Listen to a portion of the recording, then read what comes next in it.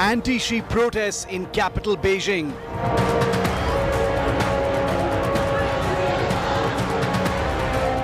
Is this another Tiananmen 2.0?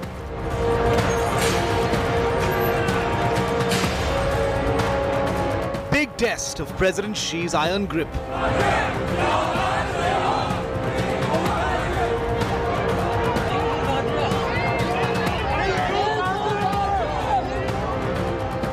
China COVID, viral chaos. 12 unmissable videos of the meltdown. The big story on 5 Live.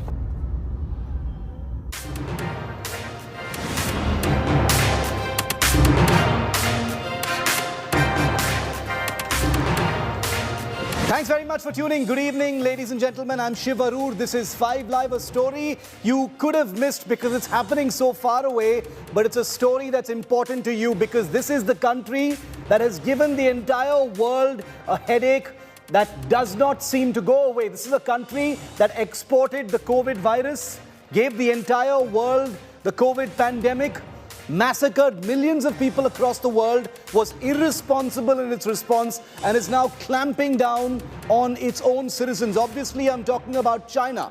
And for the first time, you're going to see images, 12 videos that you've never seen before, of the total urban chaos that is sweeping China's cities. It has to be seen to be believed, because you don't see this in China very often. Special broadcast coming up. First, the headlines.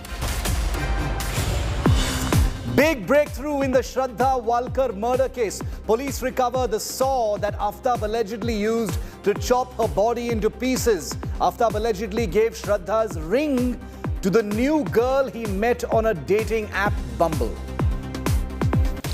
Chilling Shraddha murder rerun in Delhi. Meanwhile, mother-son duo chop off body of father into 22 pieces, stores it in a fridge and disposes body parts in the garbage. Centre contemplates anti-conversion law, tells Supreme Court that it is cognizant of the seriousness of forced conversions in India. Next hearing on 5th December. Karnataka's Manipal University, shocker on camera. Professor calls a Muslim student a terrorist. Gets called out by students for Islamophobia. Chaos in Xi Jinping's China as citizens hit the streets to protest stringent zero COVID norms. Total meltdown as people unite against the fresh lockdown. Chaos across China.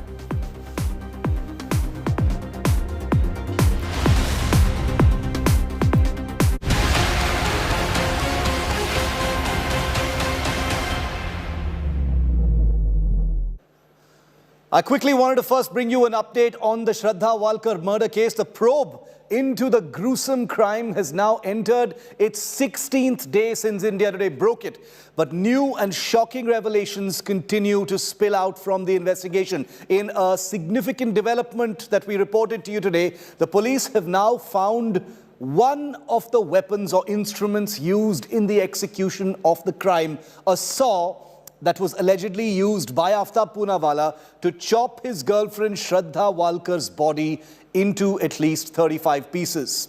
Aftab's third polygraph test, meanwhile, is still underway at Delhi's Rohini Forensic Lab. Soon after this, the police officials will move to conduct a narco test that could help nail Shraddha's murderer. Meanwhile, more skeletons are tumbling out of Aftab's closet. Aftab had a girlfriend who he had met through dating app Bumble after he had allegedly murdered Shraddha. Not only did this girl visit the same flat when Shraddha's body parts were stored in that refrigerator, but it turns out, and this is coming out from the Delhi police, that Aftab also gifted this new girlfriend a ring that originally belonged to Shraddha. These are claims that are being made by our sources in the Delhi police and are part of the overall investigation that is currently on.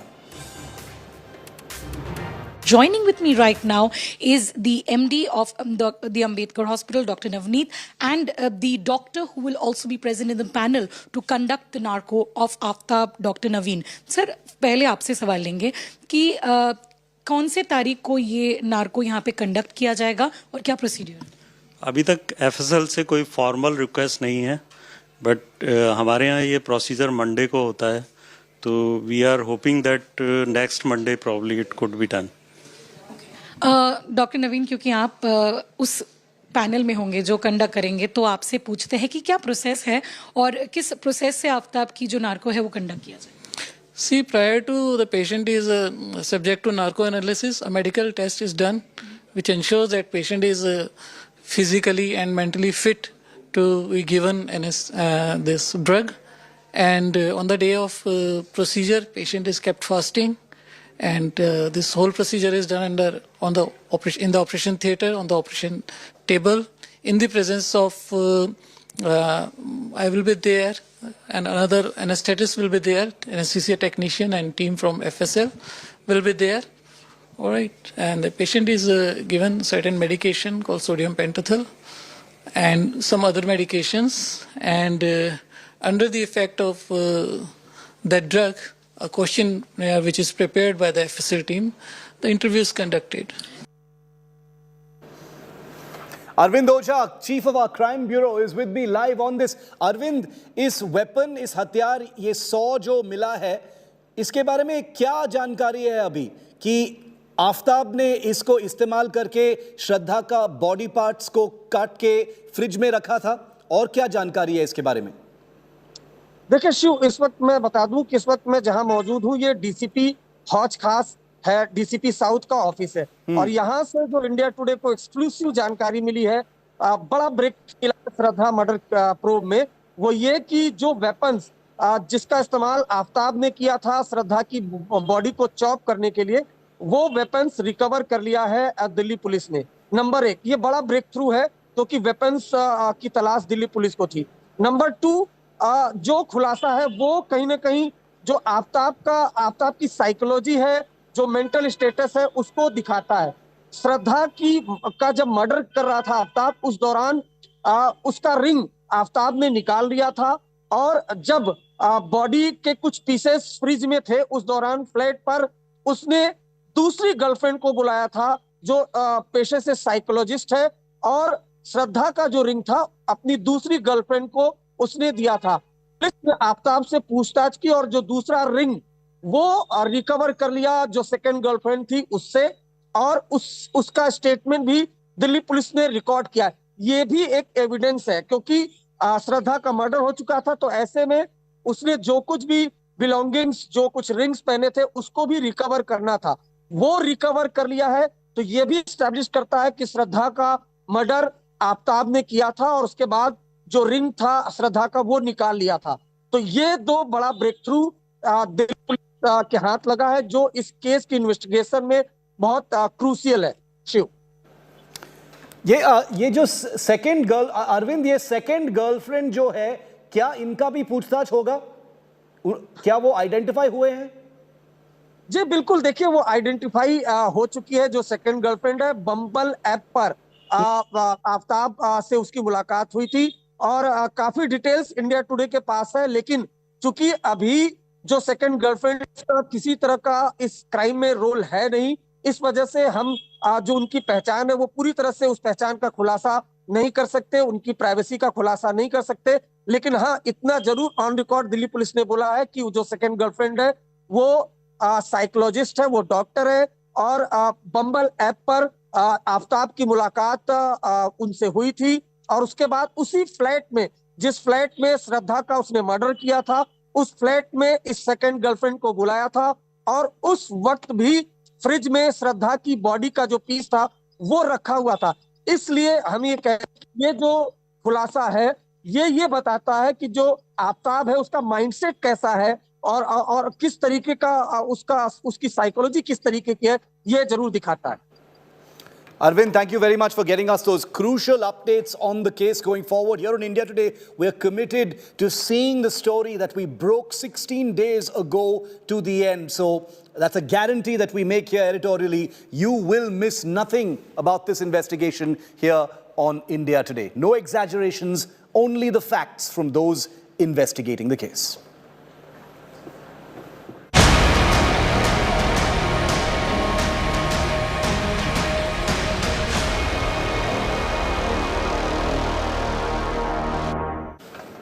China COVID viral chaos couldn't describe better what's happening in the country that has given the whole world its biggest present-day headache, the COVID pandemic. China is witnessing widespread protests against the strict draconian COVID control measures called Zero COVID. Here's an update on all that's happening there, in case you missed it. 12 videos that are shattering that country. Massive protests have erupted across China over President Xi's bizarre COVID norms. Protesters have been heard shouting Communist Party step down slogans, Xi Jinping step down and end lockdown in Xinjiang. Police were also seen detaining several people at the protest sites and bundling them into police vehicles.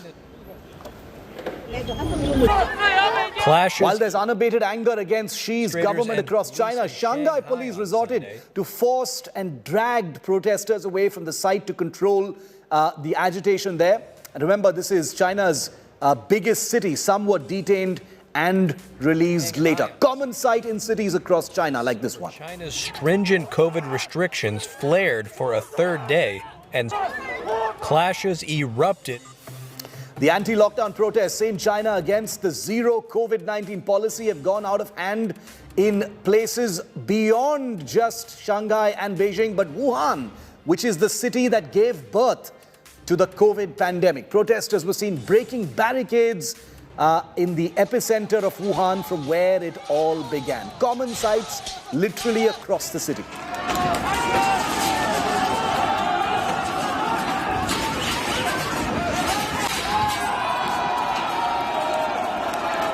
Meanwhile, a BBC journalist, Ed Lawrence, was attacked while covering the public uproar against Chinese President Xi Jinping. Take a look at this shocking video of that BBC journalist being attacked by a bunch of thug cops, widely circulated on social media. This footage showed the journalist being dragged to the ground in handcuffs by Chinese forces. This is fascism on camera.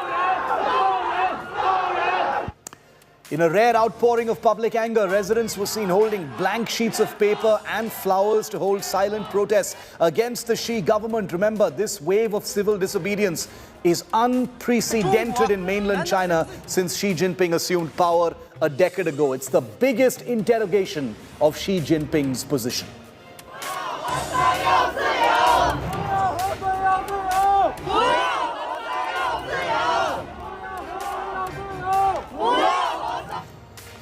There are 12 new videos of the chaos. What you're seeing here are just 4 of them. 4 different cities, Wuhan, Xinjiang, Beijing and Shanghai, where this is what the situation is at the heart of each of those cities. It's chaos.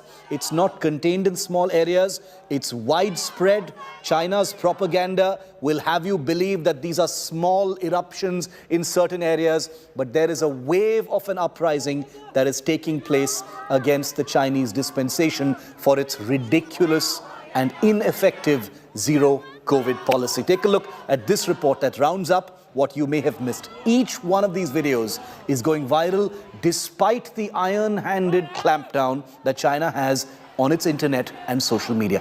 This is Chinese citizens rising up against a dictator.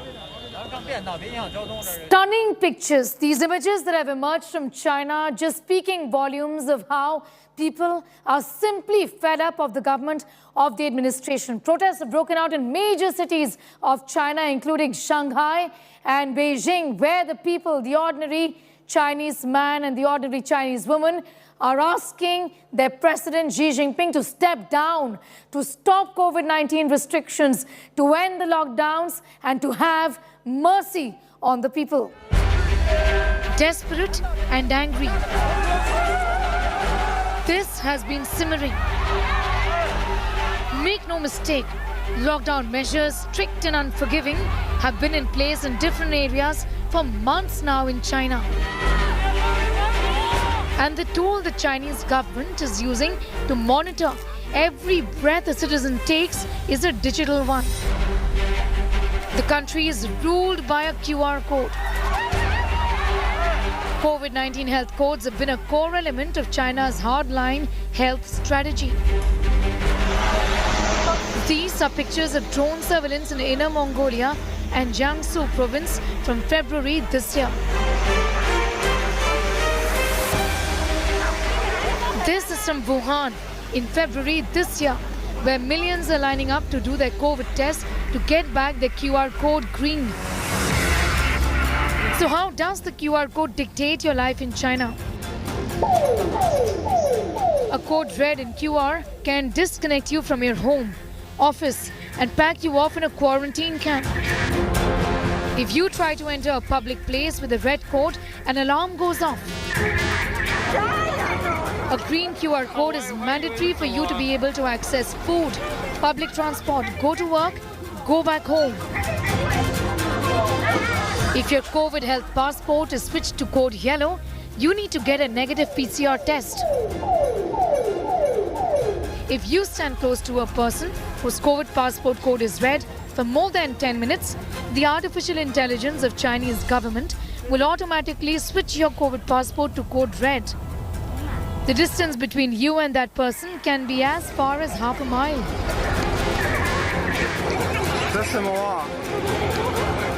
And if your COVID health passport is switched to code yellow, you need to get a negative PCR test to get your green pass back. And that's why you witness these scenes often in China, where people escape a public place where just one person's QR code is red. It is clear that the Chinese government is using health codes to not just monitor health of its users, but also collect sensitive health data. Perhaps even ensure a more brutal clampdown on people who are out on the streets protesting, given that the government can turn the code red and cut off the voices of dissent as it wishes. In New Delhi, Sneha Mordani for India Today.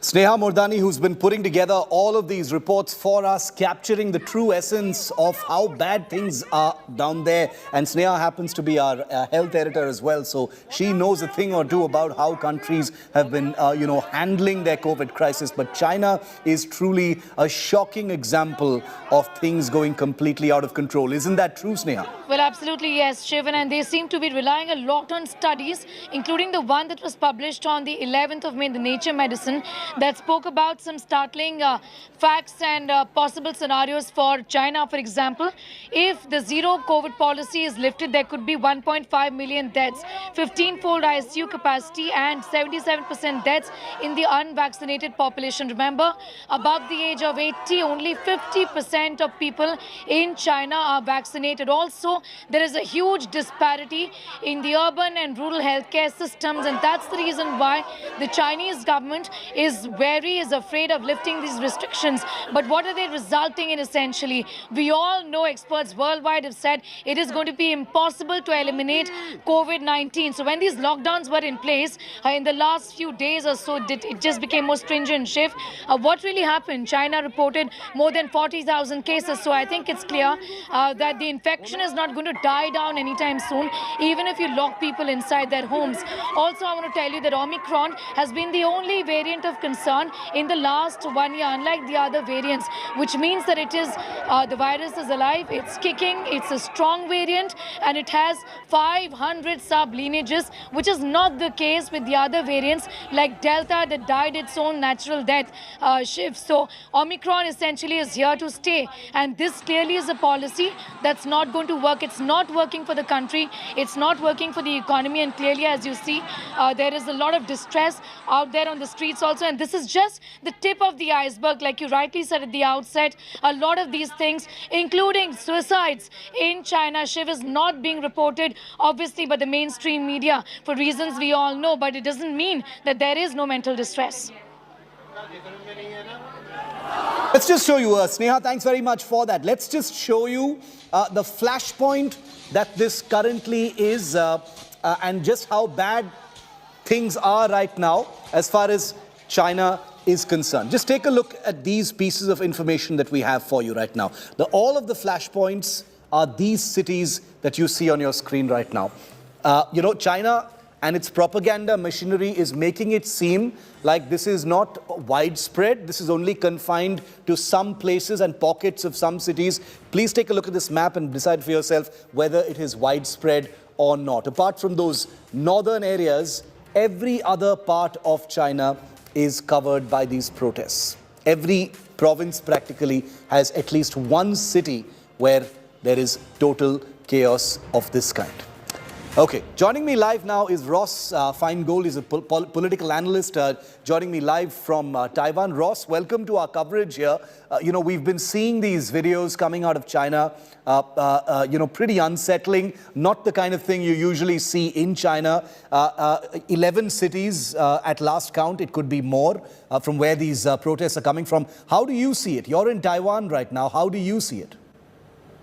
It shows, as you've discussed, the challenges that the Chinese government has. On the one hand, they're worried, very worried about relaxing their zero COVID approach because of the possibility that they'll have to announce that more people tested positive and potentially more people die. On the other hand, the population is obviously very frustrated by these on again, off again. It's not just an individual who gets quarantined, it's neighborhoods and parts of cities. And look, the cities are the economic engine. So then that leads to the other issue, which is the effect on the domestic economy. And frankly, foreign investors have made this abundantly clear. And we have to be realistic. Multinational corporations at this point, they still want to do business in China, but they can't send executives there. They can't discuss new projects if this lockdown or zero COVID approach continues, because executives don't want to fly in and take the risk that they get stuck in China. And the government is aware of that, and that's something that they're concerned about, but they have their priorities, and the priority still remains this zero COVID approach. It's unsettling because, like you said, it's not just in pockets of China, it's in neighborhoods, it's in cities. The images coming out of at least 11 cities across China suggest that this is to use a word that's been overused in this situation. This is viral. The protests themselves have gone in some ways totally viral. But why are these protests taking place apart from the, obviously this is situated around the entire zero COVID policy, the clampdown, the continued lockdown in cities despite just a handful of cases. Reason number one, there is total and absolute frustration among citizens with the zero COVID policy. Their lives have been at a standstill. It's, into year 3 and nothing has changed. Citizens are subject to these harsh lockdowns at the drop of a hat, and they have no choice but to comply. There is total frustration with medical care and the deaths that are taking place. Workers have been trapped at home. They're not able to earn their livelihood. There is anxiety about jobs and businesses. You saw what happened at the Foxconn Apple plant in China a couple of days ago. Hundreds of housing projects are on hold because of these lockdown protocols. Officials are blaming residents. Citizens are being blamed for the mayhem that is taking place. These are rare and unprecedented protests, ladies and gentlemen. There's nothing exaggerated about what we're saying. But they've erupted not just against COVID, but they've expanded to represent anger against President Xi Jinping and his regime in China. A hardline COVID strategy is stoking public frustration, and it is only escalating, with many Chinese residents in their thousands, as represented in these pictures, growing weary of snap lockdowns, lengthy quarantines and mass testing campaigns, a stark contrast against other countries that have significantly lowered their guard against the virus in an educated way. Xi Jinping step down, CCP step down are not things you would ever hear in a country like China, and now they're echoing across at least 11 cities. Take a look. Xi Jinping! Xi Jinping!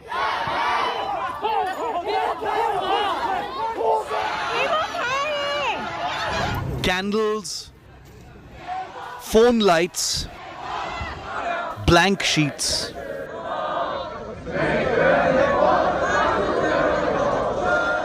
A wave of Chinese civil disobedience.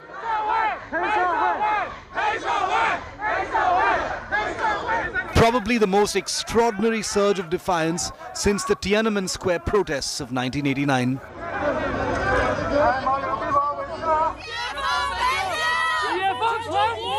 Public frustration boiling over in China as harsh COVID rules extend deep into their third year.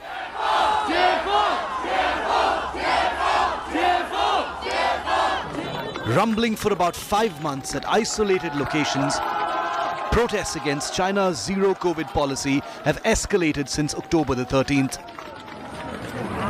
That's when banners against the country's all-powerful leader splashed across a key Beijing overpass. Remove the traitor dictator Xi Jinping, read one. Food, not PCR tests or lockdowns, read another. The chants of the Beijing protesters echoed in mass demonstrations after a fire ripped through the 15th floor of an apartment building in China. 10 people were burnt alive, apparently because emergency crews were too slow to respond because of COVID restrictions.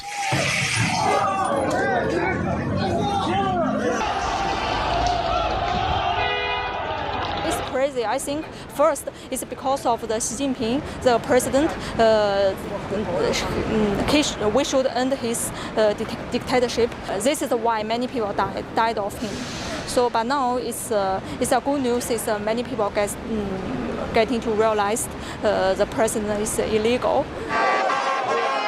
For the rest of the world, it's a journey back to normal life, unmasked and hopefully more routine.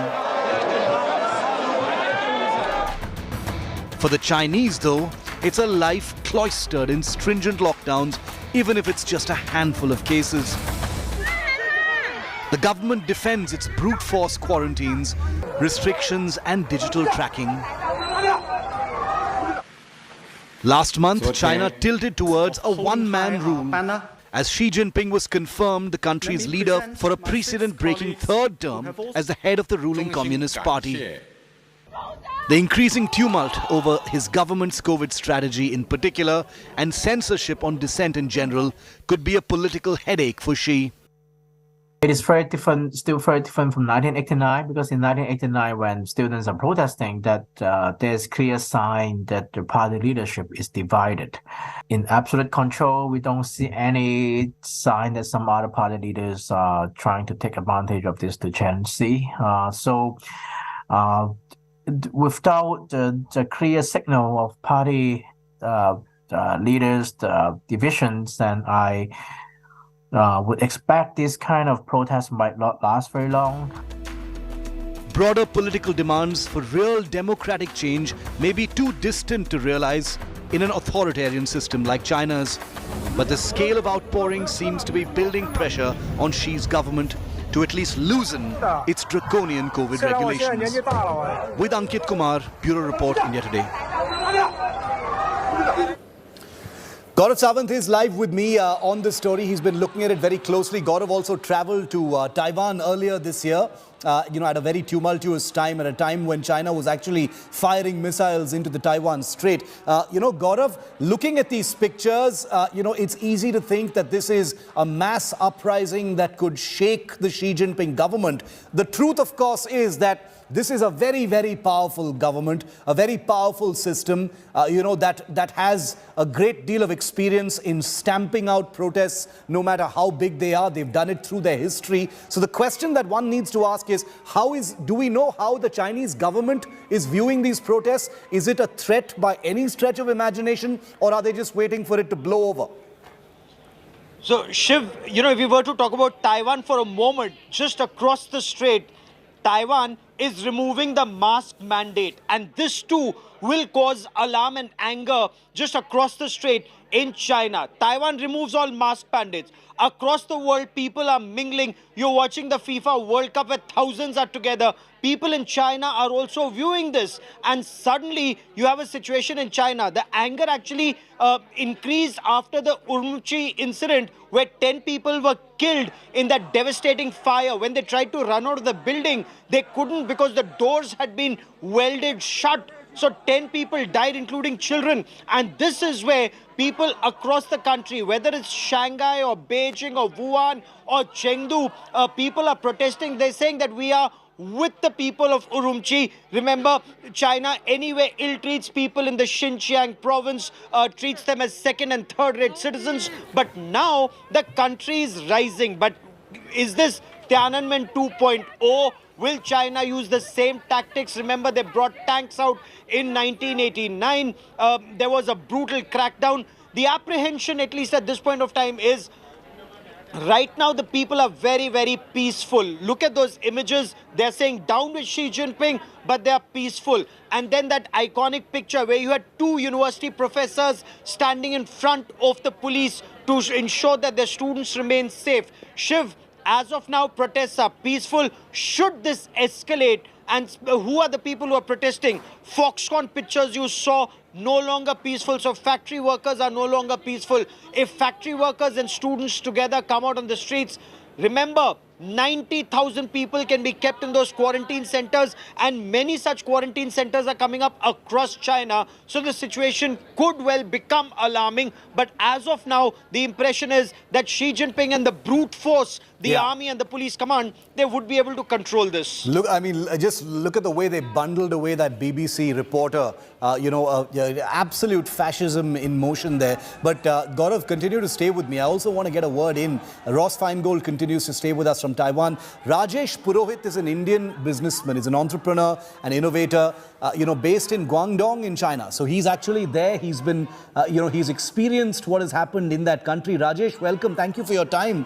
It's quite unprecedented, the scenes that we're seeing, in different Chinese cities. What has been your experience, Rajesh, since you do business there in China? Has this affected your work? How are you seeing it? Actually, zero COVID policy has affected not only my work, but you can say each and every individual staying in China or working in China. And this unrest was spontaneous. Once people can see like World Cup and all, and the rest of the world is mingling, they are back to the normal conditions. And here in China, still lockdowns, areas are getting cut off from rest of the cities or towns or the country. These things have irritated a lot of people. Yeah. And this spontaneous reaction which started since day before yesterday, it is spreading across the country now. Is it becoming worse, Rajesh? Are these protests becoming bigger and more intense? Yeah. It is spreading like a wildfire, you can say. How has it affected your work? You are a businessman, you are away from home, you're, there as an entrepreneur. How has it affected, the work of business persons, who are trying to get their job done? Zero COVID policy has certainly affected. It is very difficult to plan under such circumstances. Like any area might get closed at any time for any number of days. It is really very uncertain. Like if you detect a case in one particular community, the community gets locked down. The people who are inside the community are not able to come out. So these kind of things have affected a lot of people. It is very, very hard and very difficult to plan any kind of activity. It's incredible.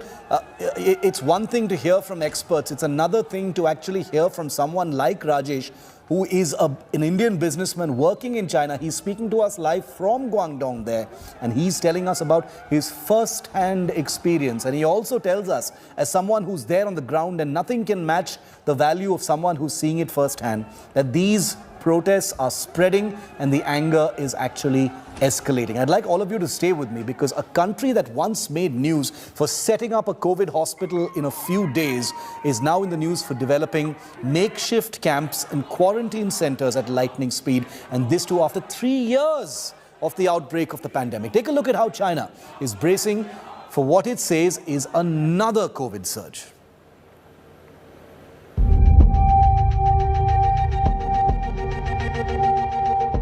Once in the news for building hospitals for COVID-19 at breakneck speed, a record 8 days in the year 2020. China is now in the news for these quarantine centers and makeshift camps. No, we are not in 2020, and the novel coronavirus is not novel anymore. As the world has moved on, learned to live with the virus and work its way around it, China is stuck in time. China is infamous for being the host country to the novel coronavirus and the worst for hiding the truth from the world, even misleading the WHO and blaming other countries for the outbreak. If you think the COVID crackdown measures are brutal, then what do you feel about this? These people locked up in quarantine camps being treated worse than prisoners. Toilets are being used as quarantine centers, inhuman living conditions in quarantine camps. Children isolated from their parents. The risk of infection continues to be low in the capital city of Beijing. However, makeshift camps are coming up here as well. The Chinese people continue to suffer. They are made to pay for their stay in these quarantine camps as the government monitors health status digitally through COVID passports. In New Delhi with Sneha Mardani for India Today. Bringing in Ross Feingold once again from Taiwan. He's a political analyst there. Ross, how do you see this playing out? At this point, it looks like the protests are spreading, escalating. That's the sense one gets from the outside. How do you see it play out? Will it just go through a course? There will be clampdowns and then it will all just disappear? Or do you think things could actually get out of hand? Based on past experience where there have been protests, although not necessarily as widespread or about the same issue as this, but localized protests over housing issues or labor unrest, the authorities usually do let it play out. At some point, there's an attempt to negotiate. And people who might be the leaders may find themselves in legal jeopardy. It's inevitable that people who lead these kinds of protests do get detained, whether for a brief period of time or something lengthier. One of the challenges that China has had, to put this in a political context, we should keep in mind that following the party Congress, the intention of the government was to relax some restrictions and to give the people good news. So, whether it's a democracy or a non-democracy like China, when the government raises expectations, they have to respond to that. But then they reverse themselves, and that makes people angry. And we're seeing that with these protests, that expectations were raised, but then they weren't met because of a quick reversal. So they're going to have to offer some relaxation at some point, and they'll probably say that we met the challenge of the outbreak, and now we could relax again. I would expect to see some level of that in the coming days. Gaurav, a question that democracies like India, the United States and others, and even Taiwan wish to ask is, China has a track record of, when it faces domestic crises, it creates geopolitical distractions on the outside. How is the world seeing this, especially countries like India and the United States? Shiv, you're spot on. Every time there's internal trouble in China, China would try to do something on its borders so that the fervor of patriotism and nationalism grips the country and people forget internal troubles. That is why India is already on a state of heightened alert, despite it being end November and the line of actual control, especially in Ladakh, being extremely cold, -10 and -15 in some places, even colder. But nothing is being left to chance because this is the time that China could try something either, closer to Ladakh or even Sikkim or Arunachal Pradesh or even in the Indian Ocean region. And that is why Indian Army, Navy and Air Force are in a state of heightened alert, as is Taiwan, as is the US Navy, democracies across the world. They're making sure that nothing happens even along the Taiwan Strait, to ensure that China doesn't use any of this as diversionary tactics. It's very, very unsettling, and that's one of the reasons why countries like India,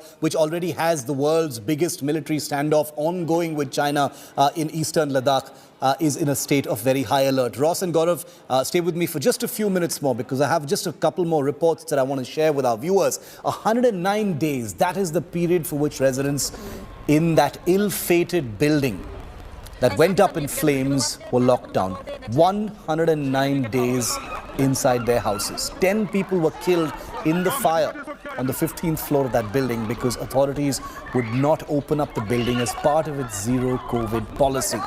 And because of the continuous lockdown for the previous 109 days, 10 people died. None of the cars parked in front of the residential building were operational, and as a result, it took a lot of effort for the fire brigade to clear the cars and reach that high-rise building. Trapped residents had to pay a price with their lives. Take a look at this horrifying depiction of the true effects of zero COVID policy. Flames spread upward from the 15th floor to the 17th floor, with smoke billowing up the 21st floor. According to multiple state media reports, the blaze took about 3 hours to extinguish. It is also said the fire trucks did not even enter the compound of the building owing to COVID lockdown rules, and hence most of the water spraying was of no use. Even though Urumqi has not seen a high number of cases, local officials fearful of losing their jobs are leaning towards more extreme measures such as sealing of buildings to prevent newer outbreaks in their jurisdictions. The region has been under lockdown for close to 3 months. Survivors say that people were not allowed to step outside of the building.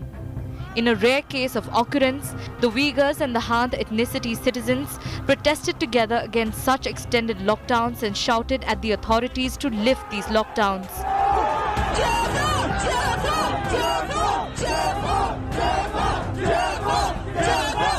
The mayor of the Urumqi municipality has reportedly apologized for the incident.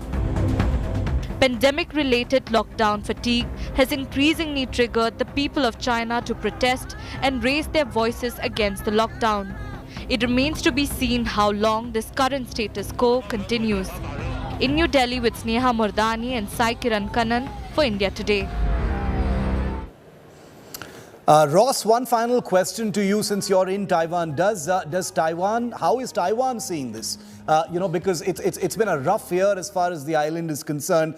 Do they see any blowback, any impact on Taiwan, considering what's happening in China right now?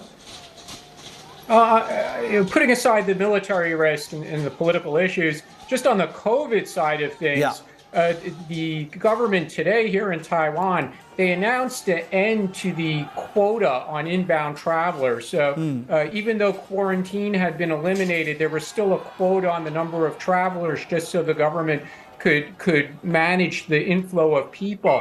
But the government was very clear that they were not reopening an earlier program, pre-COVID program, that allowed travel between the regions neighboring China and Taiwan's offshore islands of Jinmen and Matsu. So there previously was a travel bubble that existed between these offshore islands and China, where Chinese tourists could visit those islands, but they couldn't come over here to the main Taiwan island. It was very interesting that the government, they don't feel that it's safe to allow in Chinese tourists in large numbers, and they were quite emphatic about that.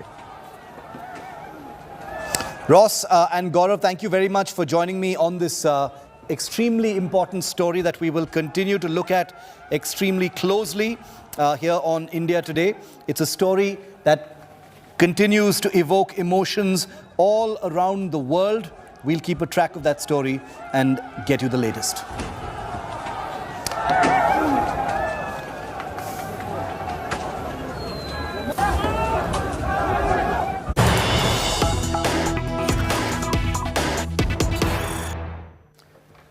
And we've got breaking news coming in now. There's been a security breach at Arvind Kejriwal's roadshow. Stones have been pelted at Arvind Kejriwal's roadshow in Surat in Gujarat. It's a security breach. This was a roadshow that the Delhi Chief Minister and Aam Aadmi Party chief was leading in Surat in Gujarat as part of the election campaign. Remember, the campaign ends very soon. Stones were allegedly hurled at Arvind Kejriwal's roadshow. There's no information about any injuries as of now, but this is most definitely a security breach. Arvind Kejriwal is not only the chief of the Aam Aadmi Party, he's also the chief minister of Delhi, and therefore is a state protectee as well. Let's get a word in from Pankaj Jain. reporting on this story. Pankaj, what details do we have? Security breach at Kejriwal's Surat Roadshow. Shiv, हम इस road show में मौजूद हैं और जब हमारी गाड़ी अरविंद केजरीवाल की गाड़ी के ठीक आगे थी तो यहाँ पर हमने देखा कि एक गली से कुछ लोग नारे लगाते हुए आ रहे हैं और उनकी झड़प हो गई आम आदमी पार्टी के कार्यकर्ताओं से।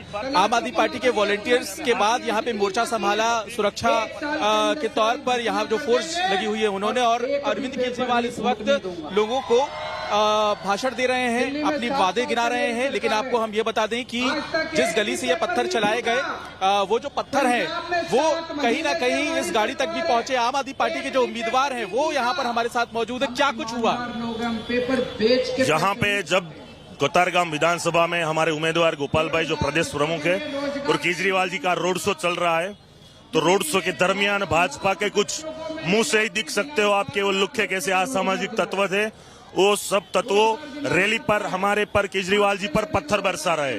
हम कहना चाहते हैं ये लुखे तत्वों को, भाजपा वालों को, कि इस तरह पत्थर बरसाने से मत नहीं मिलेंगे। हम लोगों के दिल जले, लोग हम पर फूल वर्षा कर रहे हैं। भाजपा के असामाजिक तत्व लुखे लोग ये हमारे पर पत्थर बरसा रहे हैं। कैसे पता कि वो भाजपा के ही लोग थे? जिस तरह से वहाँ पे पुलिस ने मोर्चा संभाला, पुलिस गई वहाँ पर, रोका मोर्चा। Okay, thanks very much, Pankaj. We're taking a very quick break. Coming up next, Siddaramaiah, former Chief Minister of Karnataka, stokes a row over his Vande Mataram remark at a public meeting. He first stops Congress workers from singing Vande Mataram, and then he does something else. We'll tell you what happened in a report coming up.